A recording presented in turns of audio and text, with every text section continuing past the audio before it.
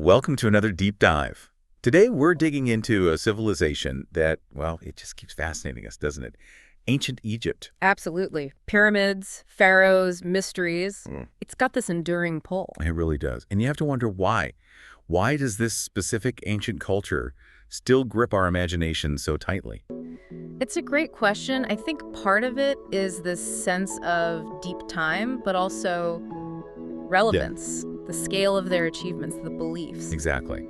And that's kind of our mission for this deep dive.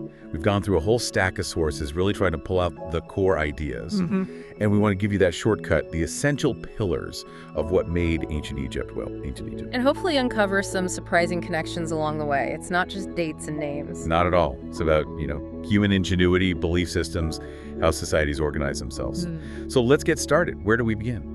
Well, you really have to start with the Nile. It's impossible to overstate its importance. It wasn't just a river, it was the absolute lifeblood.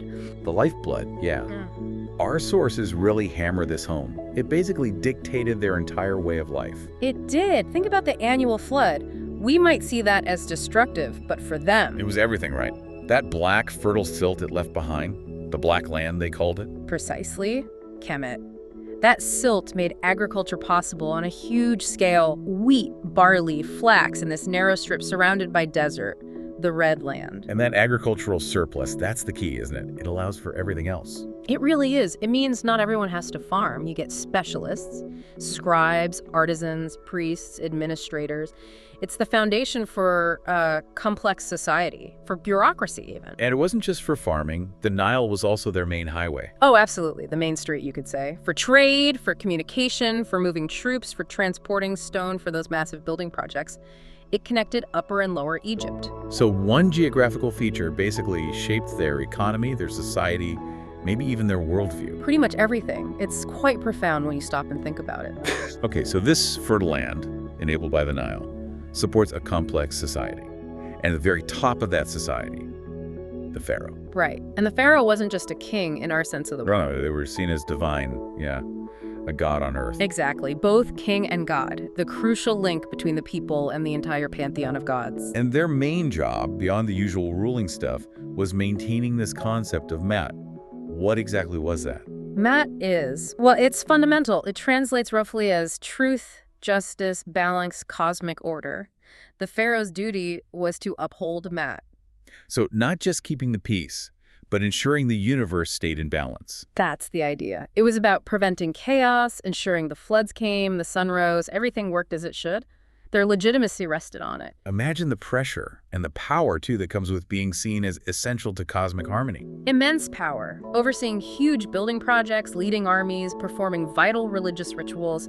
It all tied back to maintaining Mat. And this system lasted, with different dynasties rising and falling for thousands of years. Incredible resilience. Truly incredible, which naturally leads us into their religious beliefs because that divine aspect was woven into everything. It really seems like religion wasn't separate from life. It was life. They had this huge pantheon of gods and goddesses. Very complex, yes. And gods could merge or change importance over time, but some key figures stand out. Like Ra, the sun god. Ra is central, often seen as the king of the gods. Represents creation, the sun's daily journey, death, and rebirth every single day. And Osiris.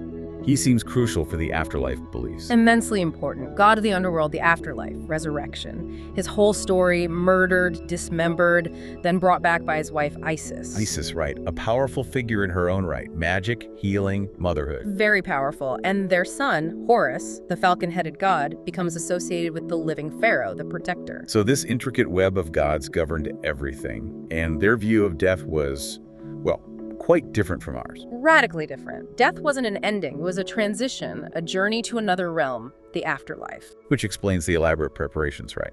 Mummification, for instance. Exactly. You needed your body preserved so your soul, your Ka and Ba, could recognize it and return to it and exist in the afterlife. It was a very practical concern in their view. And tombs. They weren't just empty graves, they were packed with things. Oh, yes. Like a house for eternity. Furniture, food, wine, tools, games, clothes, protective amulets. anything you might need for your eternal existence. It shows just how deeply they believed it. It wasn't abstract, it was a reality they were actively preparing for. Absolutely. It influenced art, architecture, daily rituals, everything.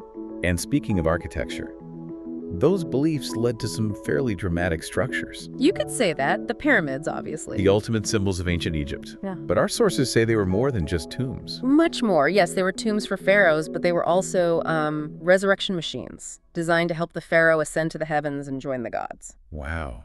Resurrection machines. And also incredibly powerful statements of the pharaoh's divine authority and the state's power. The sheer organization required to build them is staggering. Unbelievable. And alongside the pyramids, the temples. Magnificent temples dedicated to specific gods. These were the homes of the gods on earth, centers for daily worship, elaborate festivals, royal ceremonies. They were economic powerhouses too, controlling vast amounts of land and wealth. So these weren't just buildings, they were spiritual engines and power centers built to last forever. That was the intent, eternity. And covering these eternal structures was writing that for centuries nobody could read. Hieroglyphics. This beautiful, intricate script, a complete mystery for ages. It looks like just pictures, but it's more complex than that. Much more. It's a mix. Some signs represent whole words, some represent sounds like syllables, and some act like letters of an alphabet. It's incredibly sophisticated. So how do we crack it? The Rosetta Stone comes up a lot. That was the absolute key, found in 1799 by French soldiers. And its significance was? It had the same text written in 3 scripts. Hieroglyphics at the top, Demotic, which was a later cursive Egyptian script in the middle, and crucially, ancient Greek at the bottom. So because scholars could read Greek. Exactly. They could use the Greek text as a guide to decipher the other 2. Jean-François Champollion gets the main credit for the breakthrough in the 1820s. And suddenly these silent monuments started to speak. Precisely. It opened up their history, their religion, their literature, even their shopping lists in a way that was impossible before. It really makes you think, doesn't it? Imagine if we couldn't read Roman inscriptions or Greek texts. A huge part of history would just be gone. Okay. So we could read their writing. We know about pharaohs and gods and the afterlife.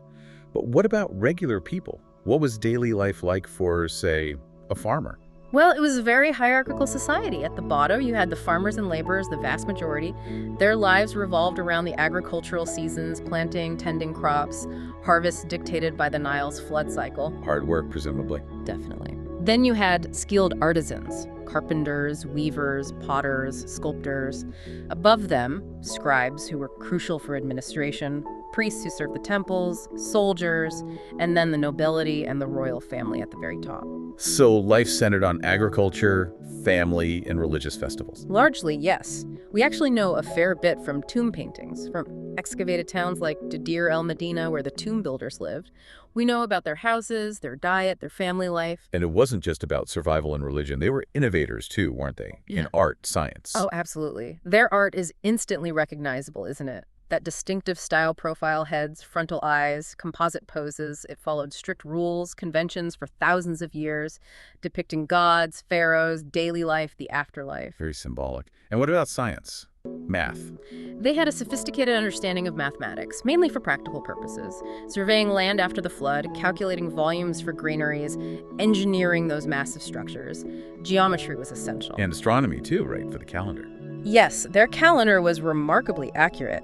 Based on the Nile flood and the heliacal rising of Sirius, the star Sopdet to them. They needed it for agriculture and religious festivals. And medicine. I've heard they were surprisingly advanced. For their time, yes. We have medical papyri detailing diagnoses, treatments, even surgical procedures.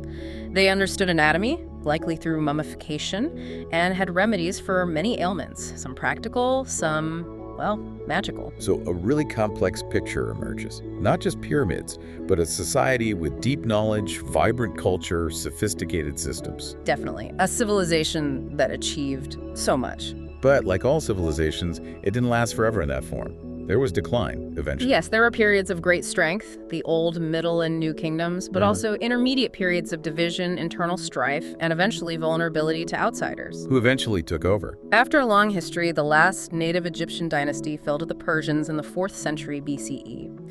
Then came Alexander the Great, and Greek rule under the Ptolemies, think Cleopatra. Right. And after Cleopatra, Egypt became a province of the Roman Empire. But even though the pharaonic state ended, its legacy. It's huge, isn't it? Immense. Its influence on later cultures, Greek, Roman, and through them, Western civilization and art, architecture, religion, concepts of kingship, mathematics, medicine. It's profound, and its sheer visibility keeps it alive in our imagination. And we're still learning more, right? Archaeology hasn't stopped. Not at all. New tombs are found, new analysis of old finds using modern tech, CT scanning mummies, analyzing residues in pots, satellite imagery revealing hidden structures.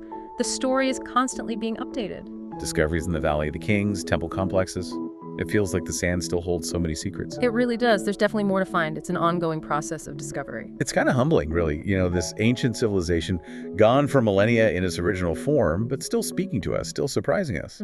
Its achievements were monumental, literally etched in stone, and the questions it raises about belief, power, and eternity, they still resonate. They really do. It offers this incredible window into a past that in some ways still feels very present.